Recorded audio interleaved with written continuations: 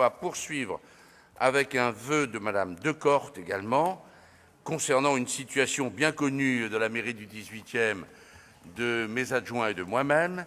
Je vais laisser Madame Decorte présenter son vœu, et puis je vais demander à Afaf Gabellotto d'y répondre. C'est un peu dans le même cheminement.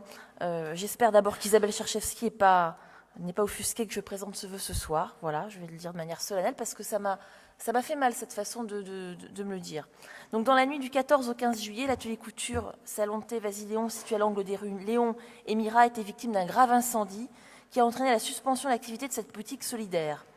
Cet incendie fait suite à de nombreuses insultes et menaces à l'égard de la gérante visant à lui faire quitter cet angle de rue particulièrement sensible, lieu de trafic quotidien.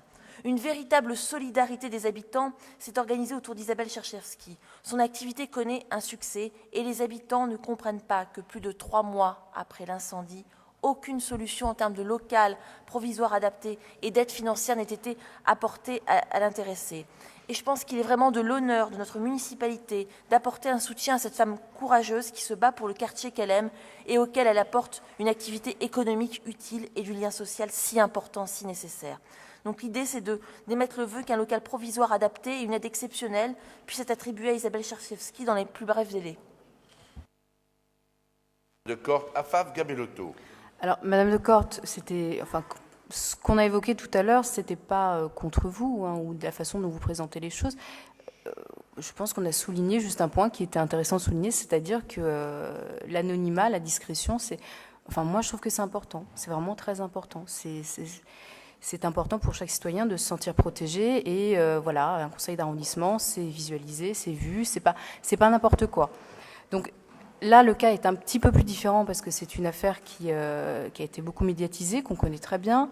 Madame Cherchev a subi effectivement l'incendie de son local.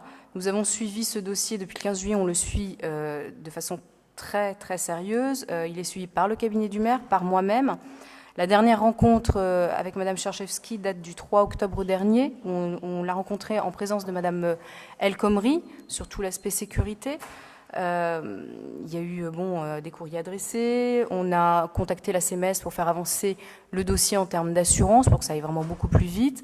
Nous attendons, d'ailleurs on nous a signifié qu'on attend encore, mais que ça devrait se résoudre assez rapidement, les accords des assurances, et notamment de l'assurance de la copropriété, où là, on n'a pas beaucoup de pression, mais on les fait avancer pour que ça se fasse vite, pour débloquer les fonds suffisants pour commencer les travaux. Donc, très sincèrement, j'espère et je souhaite que ça se fasse très vite. J'en suis convaincue. En tout cas, les discours qu'on nous tient va dans ce sens-là. Nous avons demandé donc aux assurances d'accélérer, mais nous avons aussi fait un courrier à l'assurance de la copropriété pour demander à ce qu'on indemnise, qu'on dédommage assez rapidement Madame Cherchev quant à l'avance qu'elle a faite sur la porte palière. Donc ça a été fait. Donc on fait tout ça, on avance. Il n'y a pas de blocage particulier, mis à part l'entente des assurances entre elles.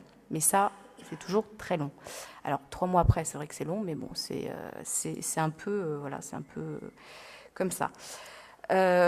Sur les propositions de locaux, c'est pas évident parce que sur ce secteur-là, il s'avère qu'on n'a pas grand-chose.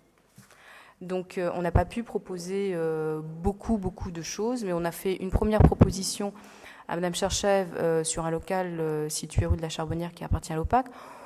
On a fait en sorte de trouver un niveau de loyer correspondant, en négociation avec l'OPAC correspondant au niveau actuel, qu'elle paye actuellement.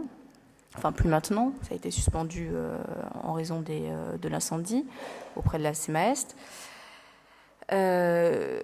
Cette proposition n'a pas été retenue par Madame Cherchev sur différents points que je comprends, effectivement sur la localisation, que c'était pas assez près de son premier atelier, donc sa zone de chalandise était revue. Il s'avère qu'on continue sur cette piste-là, on ne néglige aucune piste, donc il y a peut-être des pistes qui peuvent s'ouvrir prochainement sur des locaux, mais bon, précédemment en tout cas, nous avons fait des propositions et ces propositions n'ont pas retenu l'attention de Madame Cherchev, mais de façon tout à fait légitime, hein, qu'on comprend du moins. La municipalité continue donc de chercher des solutions sérieuses et réalistes, et donc on la tiendra informée de ce point de vue-là. Quant à l'aide exceptionnelle, on revient pareil sur le même cas que tout à l'heure. Pour le cas de Madame Cherchev, alors je préfère utiliser un vocable simple qui est que c'est un commerce de proximité, parce que vous avez rappelé à plusieurs reprises que c'est